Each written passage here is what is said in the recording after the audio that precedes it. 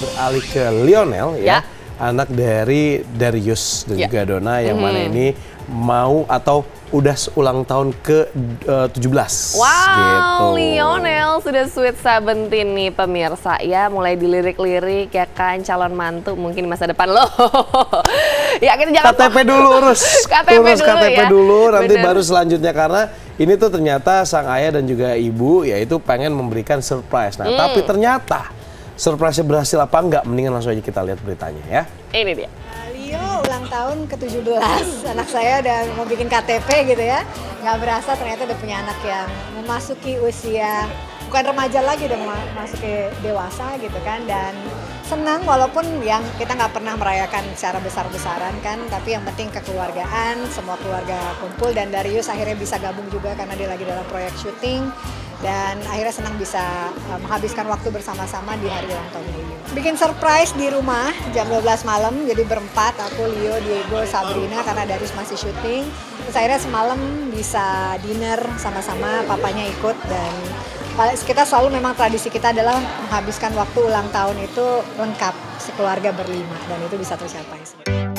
Mulai Diego seleksi, QTC, sampai akhirnya pun last minute harus pulang gitu ya, dicoret atau nggak lolos gitu, itu banyak proses yang sudah dilewati. Anaknya dari semangat, nggak semangat, semangat lagi, ya itu memang tugas kita orang tua. Jadi yang ketika anak-anak sedang merajut mimpi, yang kuat bukan hanya anaknya yang harus kuat, tapi juga orang tuanya. Justru kita harus terlihat lebih kuat di depan mereka. Gimana caranya membangkitkan mereka? Karena kan mereka masih dalam usia anak-anak yang memang masih membutuhkan dukungan, dorongan, motivasi gitu. Dan itu tugas orang tua gitu. Darius dan Donna tak pernah tanggung-tanggung mendukung keinginan anak-anaknya.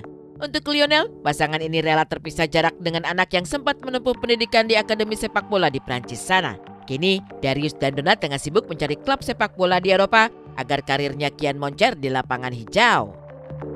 Untuk sekolah, untuk akademi, dia sementara ini sudah bilang kemungkinan besar nggak akan balik ke Perancis.